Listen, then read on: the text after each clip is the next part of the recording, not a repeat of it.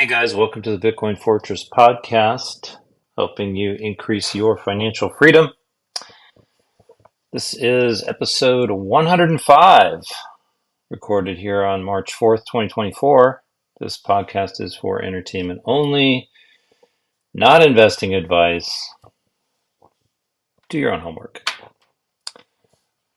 Okay, well, we got a lot of top Bitcoin news this week. We will start, though, with the market update. Stocks rose on Friday with the S&P 500 NASDAQ Composite closing at fresh record highs as tech stocks rallied on continued enthusiasm for artificial intelligence related names, including NVIDIA, NetApp, and Advanced Micro Devices. Declining treasury yields also provided a boost as disappointing factory data and a decline in consumer sentiment solidified expectations for interest rate cuts from the Federal Reserve by this summer. So bad news is good news. Okay. More market participants slightly increased their rate cut expectations following the economic data. According to the CME FedWatch tool, the odds of a 25 basis point cut at the Fed's May meeting is now at nearly 26% compared to 18% the previous day. Stocks gained even as troubled New York Community Bank Corp plunged 25% after disclosing material weaknesses in internal controls related to its loan review, potentially a sign of a wider real estate shakeout ahead. For the week, the Nasdaq jumped 1.7%. And the S&P advanced 0.9%, with both indexes notching their seventh positive week out of the past 8. Dow Jones Index lagged with a 0.1% weekly loss. Looking ahead, the U.S. jobs report for February will be the headline economic event of the week. Economists forecast that the employment likely increased by 190,000 during the month, and the unemployment forecast is anticipated to stand pat at 3.7%. Notably, the month-over-month increase in average hourly earnings is expected to slow to plus 0.2% from plus 0.6% in January. The jobs report will arrive just 12 days before the next Federal Reserve Open Market Committee on March 20th, which of course everybody will be watching. What are they going to do? What are they going to say? Zooming out, that just seems ridiculous to me. The earnings season slows down dramatically, although the tech sector has Marvell Technology and Broadcom reporting, while consumer heavyweights Target and Costco will also head into the earnings confessional. The event calendar includes the Morgan Stanley Technology, Media, and Telecom Conference. Participants include NVIDIA, AMD, and Netflix. The cryptocurrency market could be active again as buzz continues to build over the Bitcoin halving event expected to occur in April. The halving event reduces the reward for mining new Bitcoin by half and occurs approximately every 4 years. Well, we already know that. Okay, jumping into the Bitcoin top news. First one here is from Bitcoin.com. This was posted a couple days ago. Bloomberg strategist sees Bitcoin as global alternative currency, but warns stock market drawdown could impact Bitcoin. Well, no joke. If there's a huge sell-off in the stock market, everything goes down because that's what happens. Gold will sell off, Bitcoin will sell off, stocks. Be interesting to see what happens with bonds, but I would think they sell off too because everybody just wants cash, cash, cash. But we don't care. Mike McGlone, a senior commodity strategist for Bloomberg Intelligence, the research arm of Bloomberg, shared his perspective on Bitcoin, gold, and the U.S. stock market several times this week.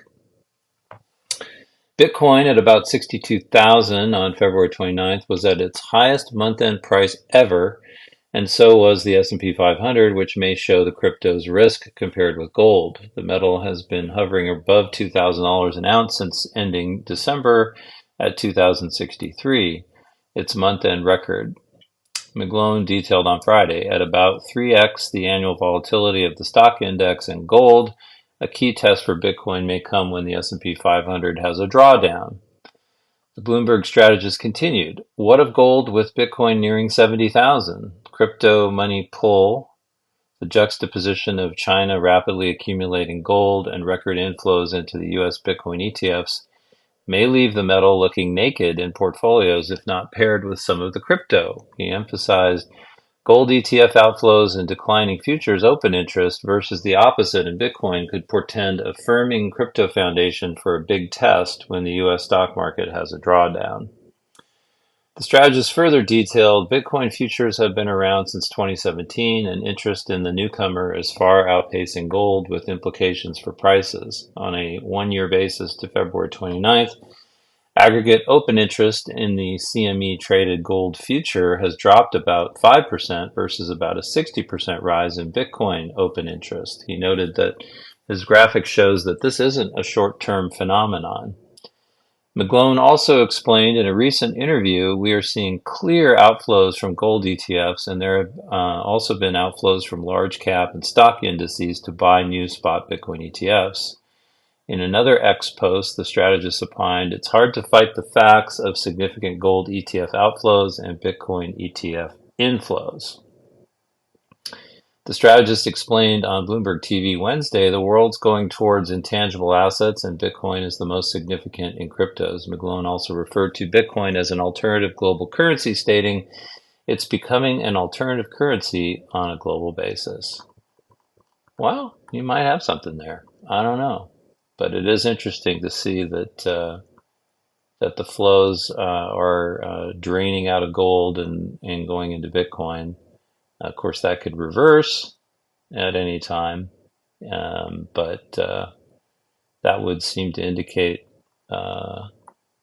that people are allocating, and especially institutions, which is going to, let's say, provide support under the price and probably continue to drive the price up into the halving, and then we'll see what happens after that. In other news, this is from CoinDesk, February 29th. Bitcoin is hitting all-time highs around the world. While Bitcoin remains shy of its November 2021 all-time high in US dollar terms, it has already breached record highs in local currencies in many markets around the globe. The US dollar index is ahead 10.7% since November 2021, meaning many currencies across the world have lost value. Among the countries where Bitcoin has hit new highs in local terms are economic powerhouses like China, Japan, and the UK and India, as well as developing markets like Argentina, Turkey, and Egypt. U.S. growth has remained exceptionally strong compared to Europe, the UK, and Japan, which has supported the U.S. dollar. Aurelie Barther, an analyst in Nansen, wrote in a note to CoinDesk. However, this is less clear going forward as we have seen a series of weak consumption and housing data in the U.S. I see the dollar linked to crypto prices through the intermediary of the rates channel. Japan has been a particularly weak case with a 24% decline in the yen, meaning Bitcoin hit a record price in that country well before this week's fireworks that saw Bitcoin prices soar. Japan's government has been devaluing the yen, and the flow of liquidity has trickled into Bitcoin as their fiat has weakened, Mark Zhang, managing partner of Byzantine Capital, explained in an interview with CoinDesk. So that is quite interesting to see, and I'm sure an all-time high in the dollar is coming soon. So we'll see. This next article is from Z Crypto. This was posted on March 1st. Mysterious Bitcoin whale purchasing up to 1,600 Bitcoin daily sparks speculation. A mysterious entity has been making waves in the cryptocurrency market, purchasing large amounts of Bitcoin on a daily basis. The entity labeled Mr. 100 has been buying up to 1,600 Bitcoin daily, worth about $100 million, sparking speculation about their identity and motives. The entity was first highlighted in a tweet by crypto investor HODL15 Capital on Thursday, who noted that Mr. 100 has been buying at least 100 Bitcoin per day since November 22nd. Notably, While the buyer's true identity is still unknown, the pundit suggested that the investor was making the purchases from South Korean exchanges, leading some to speculate that the buyer may be based in Asia or the Middle East. This comes even as the pundit highlighted another significant player, Mr. 34. This whale holds a staggering 22,670 Bitcoin, according to data from BitInfoCharts, made a notable move by purchasing 156 Bitcoin worth around $9.7 million on Wednesday, marking its return to the market after a pause since December.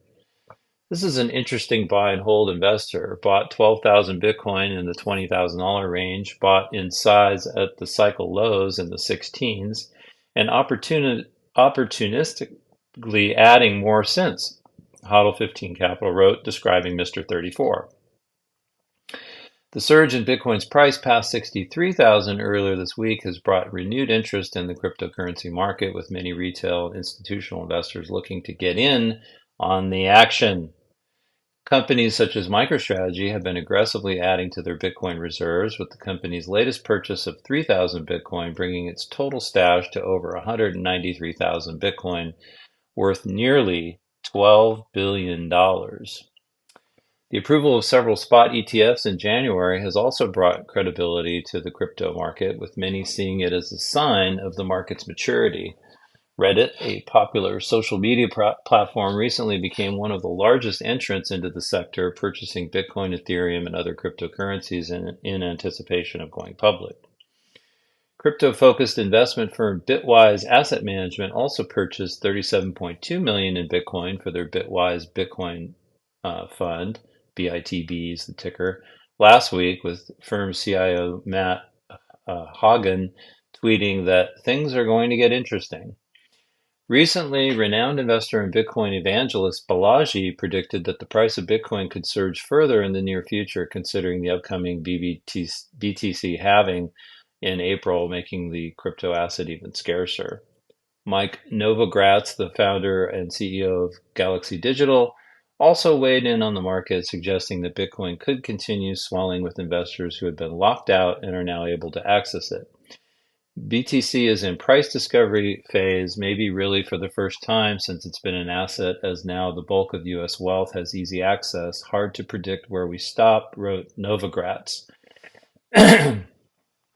And while this sounds like a lot of hopium, I think there's certainly plenty of demand out there for Bitcoin now, and that's why dollar cost averaging is really the way to go. I was actually reading an article this morning that talks about the fact that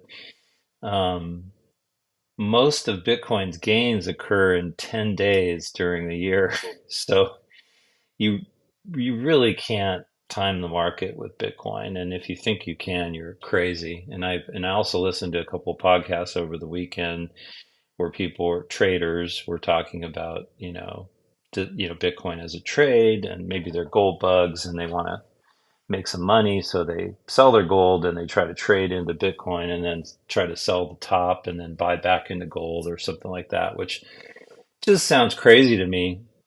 So I think, buy and hold, stay humble, stack sats, time in the market is, especially for Bitcoin, far better than trying to time the market. And, if you want to hold some gold, hold some gold. If you want to own stocks. If you want cash, just make sure you got some Bitcoin.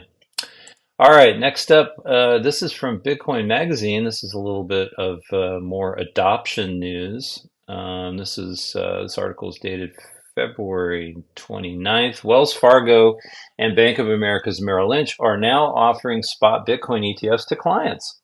Well, maybe not all their clients. Reading on, Bank of America's Merrill Lynch and Wells Fargo's brokerage unit have begun offering access to exchange-traded funds that directly invest in Bitcoin, according to Bloomberg Law. The move by these banks reflects the growing interest among investors in gaining exposure to Bitcoin. Merrill Lynch and Wells Fargo are providing access to approved Bitcoin ETFs to select wealth management clients with brokerage accounts upon request, according to individuals familiar with the matter. This development comes after spot Bitcoin ETFs had a record-setting week in the U.S. with inflows of BlackRock's ETF hitting 612 million yesterday. The decision by Merrill Lynch and Wells Fargo to offer these ETFs demonstrates their recognition of the increasing demand for Bitcoin investment options among the affluent clientele. By providing access to Bitcoin ETFs, these banks are catering to the evolving investment preferences of their clients who are seeking opportunities to diversify their portfolios and capitalize on the growth potential of Bitcoin. The availability of Bitcoin exposure through mainstream financial institutions like Merrill Lynch and Wells Fargo further legitimizes the Bitcoin market and underscores its integration into traditional finance. I also read another article that said that Morgan Stanley is looking at perhaps launching their own Bitcoin ETF, and I assume offering that to their clients because they like to make money. But the funny part about this is that if you're an average person and you sign up for, like, say, Strike, and you connect your bank account, you can buy Bitcoin, you can hold it on Strike, and you can put it into self-custody when you're ready, and nobody can stop you. And you don't need to be an affluent investor, and you don't need permission from your broker. So that's the beautiful thing about Bitcoin, is that all the plebs who've been hodling have front run Wall Street. And now they are going to get Bitcoin at the price they deserve. Okay, next up is from a source I really like, bitcoinnews.com. They've got a lot of good articles. And again, I'll put links in the show notes to all of these so you can read it for yourself. The first one here is from, let's see, U.S. government halts Bitcoin mining survey amid legal challenges. This was posted on March 3rd, today. Good news. The U.S. government has halted its efforts to conduct an emergency survey on the energy usage of Bitcoin mining operations following legal pushback from industry players. This decision comes after several lawsuits were filed against the Energy Information Administration by prominent Bitcoin mining firms and associations. On March 2nd, the United States Department of Energy, the EIA, and the Office of Management and Budget reached an agreement with Texas Blockchain Council and Riot to halt data collection from Bitcoin miners. And then they have a little quote here. On February 26, 2024, Administrator De Carolis informed OMB in a signed letter that EIA was immediately discontinuing, that is, formally withdrawing and ceasing, that emergency collection of Form EIA 862 and requesting that OMB approve EIA's discontinuance of the emergency authorization of the Form EIA 862 data collection. EIA further explained that it has decided it will not proceed through the emergency collection procedures. How about that? The U.S. Department of Energy and the Energy Information Agency faced legal challenges from Riot Platforms and the Texas Blockchain Council, leading to the withdrawal of the emergency data collection plan. The plaintiffs argued that the survey did not comply with regulatory procedures and could cause harm to the industry. Key points from legal dispute include the lawsuit questioned the rapid deployment of the survey, stating it did not comply with the Paperwork Reduction Act. Emergency procedures used by the DOE were criticized for bypassing standard notice and comment procedures. The settlement agreement includes the destruction of all collected data and the initiation of a non-emergency survey process with a 60-day public comment period. The filing mentioned defendants agree that EIA will allow for submission of comments for 60 days, beginning on the date of the publication of the new Federal Register notice. Bitcoin mining, known for its energy-intensive nature, has faced scrutiny for its potential impact on electricity grids. However, industry players argue for flexibility in operations, stating they can shut down during peak demand to alleviate grid pressure. Therefore, in the end, the Biden administration's attempt to gather data on Bitcoin mining energy usage was met with resistance from the industry players and lawmakers. Energy Information Agency agreed to destroy all collected data and restart the survey process, allowing for public feedback. The filing highlighted defendants agree that EIA will destroy the information that is already received in response to the emergency survey. If EIA receives additional information in response, it will destroy that data. I guess we have to trust them, which I don't really do. But Anyway, before considering any similar requests in the future, the EIA will have to follow standard notice and comment. Well, how about that? They have to follow their rules that they created. The Government Energy Agency initiated the survey as an emergency measure, citing concerns over Bitcoin's rising price, incentivizing more miners to come online and increasing energy consumption. They argued that this could strain electrical grids, especially during extreme weather conditions. They asserted that Bitcoin mining results in demand peaks that affect system operations and consumer prices. The Chamber of Digital Commerce criticized the survey, stating, "While we support reasonable data sharing, this survey and the emergency justification were not reasonable, leading to an imminent threat of irreparable harm to the U.S. cryptocurrency mining industry." The decision to halt the Bitcoin mining survey reflects the government's cautious approach in regulating the Bitcoin industry. The legal dispute highlights the importance of due process and public engagement in developing policies that affect industry growth and operation. As the industry continues to evolve, the resolution of conflicts like this will shape the regulatory landscape in the United States, impacting both industry players and consumers alike. And you have to sue the government to stop them, it seems, from not following their rules, which is sad, but good job. Next up, this was posted on March 2nd. This is also from BitcoinNews.com. Schiff's critique sparks mockery from Bukele, cry harder. In the world of Bitcoin, El Salvador's President Nayib Bukele has once again made headlines, this time for his unwavering stance on Bitcoin despite facing criticism from notable figures like Peter Schiff. Nonstop critiques of Schiff sometimes has Bitcoiners on edge, and now details of Bukele's witty response and the ongoing discourse surrounding El Salvador's Bitcoin adoption adds new dimensions to this debate. Bukele's assertion, one Bitcoin equals one Bitcoin. Since El Salvador's historic decision to adopt Bitcoin as legal tender in September 2021, President Nayib Bukele has been at the forefront of defending this move. Despite facing skepticism and criticism, he remains steadfast in his support for the digital money. In a recent exchange on social media platform X, Bukele reiterated his commitment to Bitcoin, stating, "At the end, one Bitcoin equals one Bitcoin." This statement underscores his belief that regardless of market fluctuations, the fundamental value of Bitcoin remains unchanged. And you can read his post. I won't read through it. He points out that when Bitcoin's market price was low, there were numerous articles about supposed losses for El Salvador. Now that the market price is significantly higher, he notes that selling would result in a profit of over 40%. Despite this, he emphasizes the country's commitment to holding the Bitcoin. Bukele criticizes the silence of those who previously criticized El Salvador during the market downturn and urges people to remember this when facing future negative reports about the country.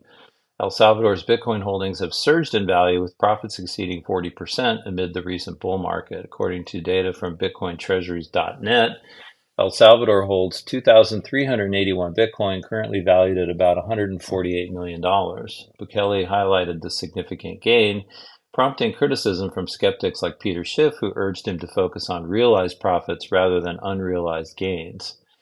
In response to El Salvador president's tweet, Peter Schiff mentioned that profits should be counted when they are realized. In response to Schiff's comments, Bukele remained defiant, telling him to cry harder. This succinct rebuttal reflects Bukele's unwavering confidence in Bitcoin and his willingness to challenge detractors. This response brought about a wave of admiration and applause from Bitcoiners. Despite facing criticism, Bukele has garnered support from within the Bitcoin community. Many praised him for his vision and commitment to Bitcoin, with some applauding him as a pioneer in accelerating adoption. El Salvador's embrace of Bitcoin extends beyond legal tender status. The country has initiated various programs to bolster its Bitcoin holdings, including a citizenship program that offers expedited citizenship to foreigners who donate Bitcoin to the government. Despite the success and initiatives undertaken by El Salvador, opposition persists. The International Monetary Fund has repeatedly urged the country to abandon its Bitcoin legal tender status, citing potential risks and costs. However, Bukele remains resolute in his support for Bitcoin, reaffirming its status as legal tender and dismissing calls to reconsider. Schiff stays a rigid critic of the digital asset and opposes Bukele's views any chance he gets. He said on Tuesday, there's an old saying that markets take the stairs up and the elevator down. With Bitcoin, it's a bit different. Bitcoin takes the elevator up and then jumps. Also, during a recent podcast featuring Anthony Pompliano, Schiff remarked, can Bitcoin rally to $100,000 or more? Sure it can, but I don't even think it's worth betting on because it's not even that big of a rise. I just don't think there's enough upside anymore for it to be interesting to anybody. I mean, it's going sideways now for 3 years. It has hit the high, almost 70,000 in 2021. This is 2024. I just don't see the next catalyst for the rise. Jim Cramer, another Bitcoin critic, appeared on a CNBC interview recently talking about the digital asset. He appeared unsettled by Bitcoin's surge, questioning its achievements. Cramer asked his co-host, it's depressing. What has Bitcoin ever done for mankind? Of course, he got torn apart with memes, which was hilarious. He also said something like, what has Bitcoin done? They don't even have a phone, which is just retarded. As El Salvador's President Nayib Bukele continues to champion Bitcoin despite criticism, the global discourse surrounding Bitcoin adoption and regulation intensifies. While detractors remain skeptical, Bukele's unwavering support for Bitcoin underscores its transformative potential as a decentralized digital currency in shaping the future of finance. El Salvador's president's firm stance on Bitcoin, encapsulated by his assertion that one Bitcoin equals one Bitcoin, reflects not only his confidence in the digital asset, but also his determination to defy detractors and drive forward with El Salvador's pioneering initiatives in the realm of digital finance. So it's Peter Schiff, never goes away. And I think Bukele, some people criticize him as an authoritarian, and maybe he has done some things. He certainly had to clean up a huge gang problem in his country. But he has certainly got reelected by a landslide. He has a majority in his legislature with his party. So the people seem to like the guy. And people have also criticized him for adopting Bitcoin as legal tender because that's kind of pushing it from the top down instead of letting Bitcoin naturally rise from the bottom up. But he's certainly able to get a lot of people interested in investing and coming to visit his country. So in that respect, at least, Bitcoin adoption has been a tremendous marketing coup for El Salvador. But beyond that, I think his level of conviction is similar to Michael Saylor or any other, hardcore Bitcoiner. Once you understand it, it's not a trade and you're not going to take profits. You're just going to hold on to it because it's going to continue to increase in value over time because of its scarcity. So anyway, good stuff. Next is also from bitcoinnews.com. This article was posted on March 3rd today. Yesterday. House committee challenges SEC's limit on banks' Bitcoin custody. In a bipartisan move, the House Financial Services Committee has taken steps to repeal the SEC's controversial Digital Assets Accounting Bulletin, SAB 121. The House Financial Services Committee recently made strides in the ongoing debate surrounding the regulation of digital asset custodianship. Lawmakers referenced a Government Accountability Office report from October 2023 stating SAB 121 should have been officially issued. This action stems from the Securities Exchange Commission's issuance of Staff Accounting Bulletin 121, a directive that mandates digital asset custodians to report liabilities and corresponding assets on their balance sheets. The bulletin, introduced in March 2022, has sparked significant contention within the Bitcoin space. SEC's SAB 109, issued April 11, 2022, mandates that any financial entity offering digital asset custody should present a liability on its balance sheet to reflect its obligation to safeguard the crypto assets held for its platform users.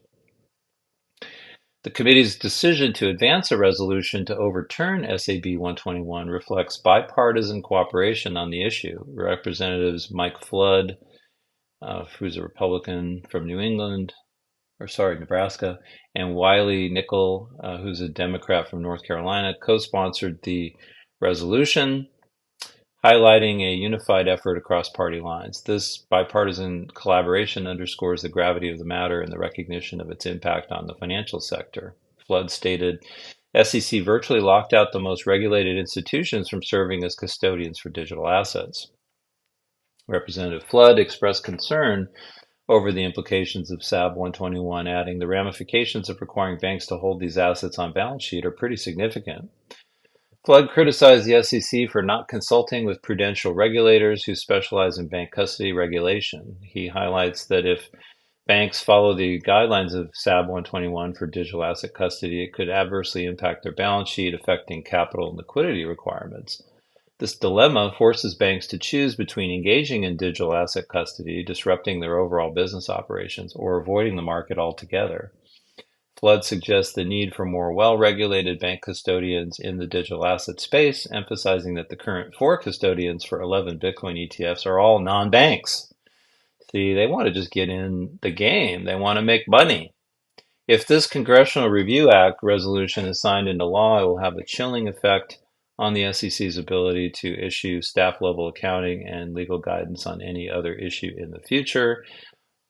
This is from Maxine Waters. Maxine expresses concerns about a resolution that not only repeals a bulletin, but also prohibits the SEC from issuing a similar one in the future. She highlights that this bulletin, aimed at providing guidance on accounting for customers' digital assets, is considered non-binding. Maxine criticizes the resolution, suggesting that it could discourage the SEC staff from offering clarity on digital asset-related matters in the future, despite complaints from Republicans and the Bitcoin industry about a lack of clarity.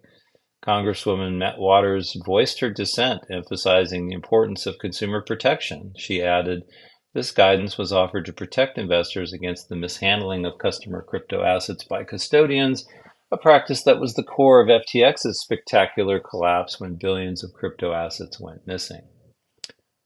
So maybe she's saying we can't trust the banks. She might have a point there. However, better markets and nonprofit advocating for increased transparency in commodity markets expressed disapproval, stating the SEC's SABs were considered highly technical and result from extensive deliberation and considered opinion of highly experienced experts. Furthermore, it questioned Congress's competence and comprehension in addressing these issues. Better Markets has been a critic of Bitcoin, questioning its value, stating it's worthless and that Bitcoin ETFs are a historic mistake. Well, they're retarded.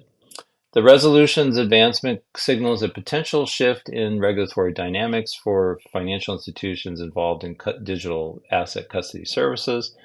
With the looming threat of SAB 121's enforcement, banks face the dilemma of either complying with the directive and altering their balance sheet structures or abstaining from Bitcoin and digital assets custodianship altogether.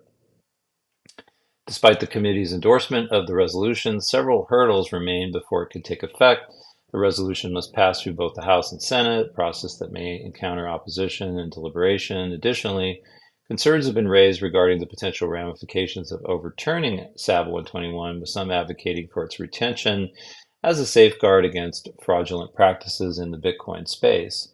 The House floor is ready to vote on the resolution for passage, but Jake Chervinsky, CLO of Variant, a digital asset venture capital firm, doubts its success. He emphasized his skepticism on X, stating, Bill 2, 1, get a House floor vote, 2, get through the Democratic Senate, and 3, get signed by POTUS. The House Financial Services Committee's decision to advance the resolution marks a significant development in the ongoing dialogue surrounding Bitcoin regulation. With bipartisan support, the resolution reflects a concerted effort to address the complexities of digital asset custodianship and its implications for the financial sector. As the resolution progresses through the legislative process, the Bitcoin community awaits further clarity on the future regulatory landscape governing digital asset custody services. The resolution's advancement underscores the evolving nature of digital asset regulations and the collaborative efforts aimed at shaping its trajectory. So I guess my prediction is, because the banks want it and they got all their regulatory agencies to write letters, it's going to happen because there's money in it for the banks, and the banks control the legislature. So it might take a while, but it's going to happen. I mean, they want to take some of the business away from Coinbase. That's really what it comes down to. Okay, next up is from Crypto Potato, one of my favorite websites. This one was posted on March 2nd. Article's entitled Got Bitcoin? Another US bank shows signs of weakness after acquiring Signature.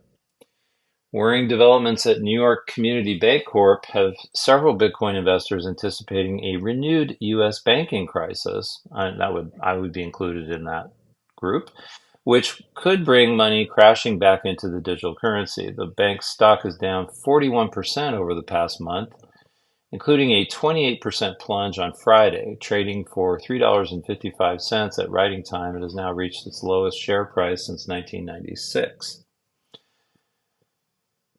NYCB has already suffered major losses in early February after disclosing that CEO Thomas Cangemi had stepped down. Executive Chairman Alessandro Di Nello has effectively been the bank's new boss since February 6th. In a letter on February 25th, NYCB Director Hanif Wali Daya said he did not support the proposed appointment of Di Nello as CEO. Daya also resigned from the board. The most recent development came late Thursday when the bank revealed that its previously disclosed $252 million fourth quarter loss had been revised tenfold up to $2.7 billion. The extended loss was related to a $2.4 billion goodwill non-cash impairment charge related to transactions from several decades ago, which it said does not affect regulatory capital. However, in a separate statement, the bank's management said it had identified material weaknesses in internal controls resulting from ineffective oversight, risk assessment, and monitoring activities.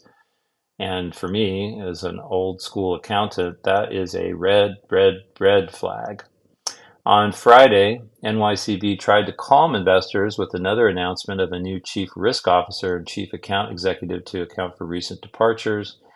Per a Bloomberg report, CEO Di Nello added, "The company has strong liquidity and a solid deposit base, and I'm confident we will execute on our turnaround plan to deliver shareholder value, increased shareholder value." And to that, I say famous last words: banks are broke.